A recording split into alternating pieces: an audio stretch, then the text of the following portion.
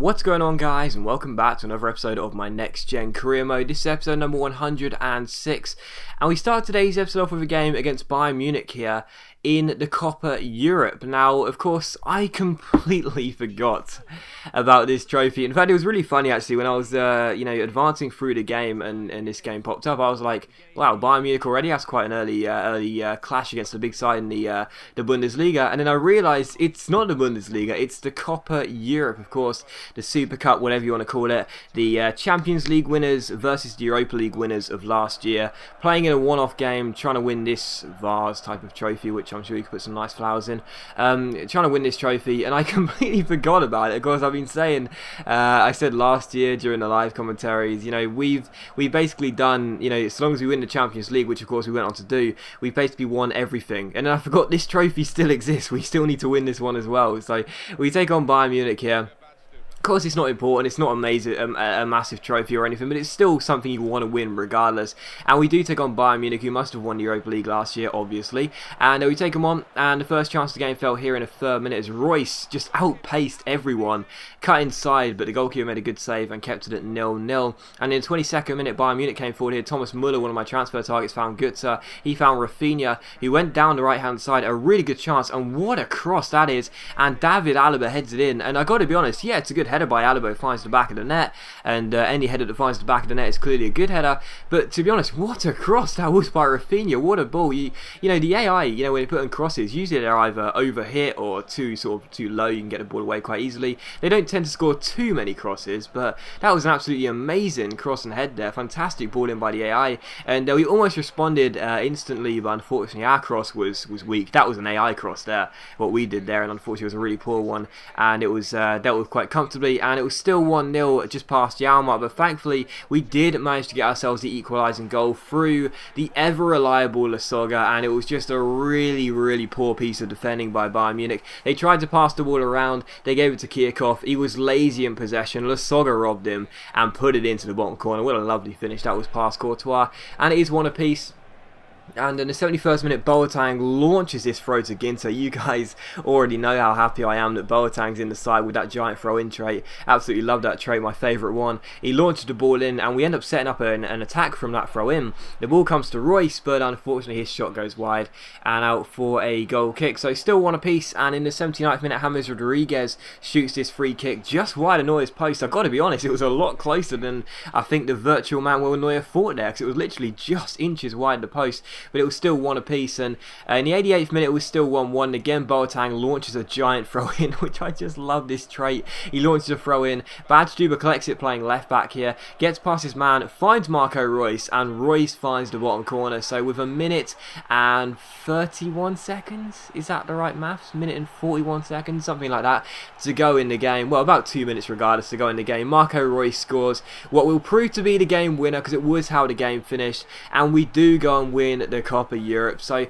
very pleased with the win. Again, we came from behind with 2 goals in the second half of the game to win it. Very pleased with it, and yeah, it was a good victory as well. Of course, the one absentee I had for this game was Nico Schultz. I thought I'd play Badstuber at left back just because he's a bit more physically strong to cope with the threat of Müller. I thought that would be a good decision. It didn't really help, but we still won the game. That's the main thing.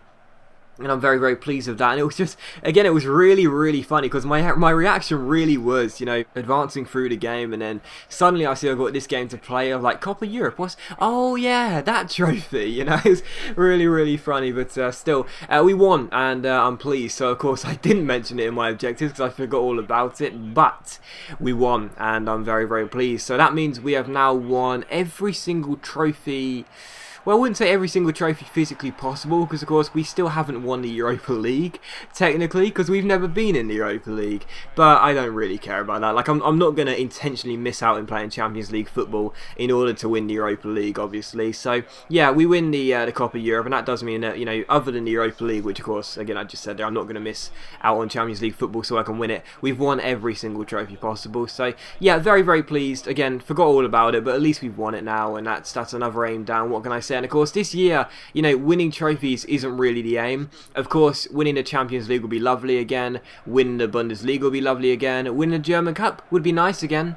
But at the end of the day, you know, the main aim is have the undefeated season. If we can have the undefeated season, that will just complete everything here with Hertha Berlin. So it'll be a lovely way to go. I really would. And of course, come the end of the season, we'll have the World Cup with Germany as well. How many of you remembered that? So that could be an interesting way to end the series as well, winning stuff with the club as well as the country. But following that, following our fantastic Copa Europe win, we put in a bid for Draxler here of Barcelona. Now, you guys who have been watching my PS4 career mode will know we had Draxler at Spurs. We picked him up for £15 million, and I was just gobsmacked at how amazing his skill stats are in this game. He's 85 rated right now, just like he was when we signed him for Spurs in my other career mode, and I'm sure he'll have pretty much a carbon copy of the stats as what he had at Spurs, so he'd be an absolute god for us. Of course, with Draxler, I like to play him through the middle. Now, I know he's listed as a left mid, and I know that he can be just as effective out wide, but I personally think he'll be better if we play him through the middle. Having said that, I don't really know how I'm going to fit Draxler into my team. Whoever we sign now, if we do make one more big signing, which, you know, we might end up doing, I'm not sure, but let's just say we make one more big signing before the transfer window shuts, I don't really know where they're going to play, you know, it's really bizarre, but still, we'll have to look into it. But anyway, we took on FSV Mainz for the following game, the second and final game of today's episode, and we took the lead literally in the 9th minute with the first attack. We crossed the ball in, and Kevin Volland heads it into the back of the net to make it 1-0, so we're 1-0 up really early on, and in the 51st minute, Emre Can plays an absolutely brilliant free ball to Schürrle, who drills it past the goalkeeper, and I've got to say that was a lovely ball by Emre Can. It's such a shame that I can't fit this guy into the first 11, because whenever he plays, he has a good game, and it was just an absolutely brilliant free ball.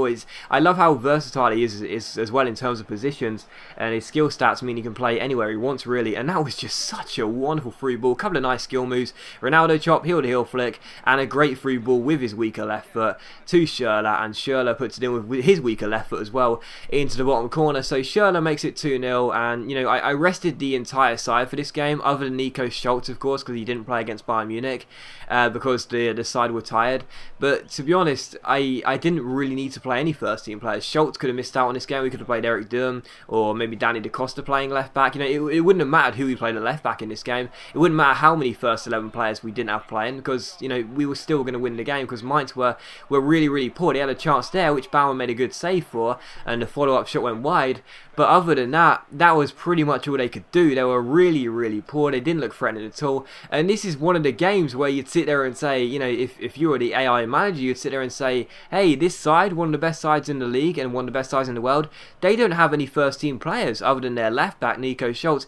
This should be a game where we should go all guns blazing trying to get some goals, because we could probably exploit their weak back line. But instead, they were like, nah, let's not do that. And, you know, we've talked about it, you know, 1,000 times now. I won't mention it again, but we all know that, you know, the AI have no intelligence on this game. And of course, as you guys have pointed out for me in the comments, next year they're apparently addressing that, which we really hope does happen, because again, this should have been the game where Mainz should have said, they've got one first 11 player out there, let's go ahead and just, you know, attack it all will and try and exploit their weak back line. But we won a penalty in injury time. I actually didn't think it was a penalty myself. I thought it was a fair challenge on Gnabry, but Timo Werner would stand up and take it against Wagner, and he'd also score as well. Werner actually came, Timo Werner actually came off the bench to score this penalty.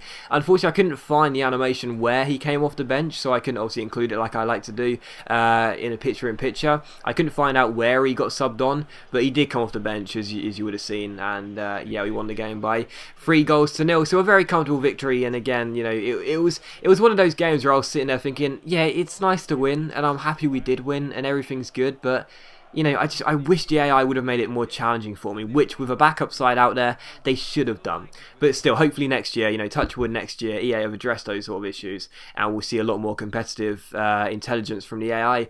But following that, we saw that my German score meant I was taking half my players with me on international duty, and we also put in new bids for Lorenzen, that striker from Werder Bremen, and also we put in a new bid for, I think it was Draxler, because the bid got rejected And we also saw that a transfer offer came in for Oliver Baumann, but of course we're not currently looking to sell him because he's a good backup goalkeeper, and of course now we've got our third choice goalkeeper who's only 64 overall. We may as well keep Baumann here. Unless we get enough money to cover the transfer of someone like Kevin Trapp, we won't bother. And again, the last thing you'll see is us putting a bid for Draxler, a new bid, and also one for Zola as well, and Rayo Vallecano won't match the counter offer we asked for Baumann. So as always guys, a big thank you for watching the video. I really hope you have enjoyed it. If you have enjoyed the episode, then please do leave a like.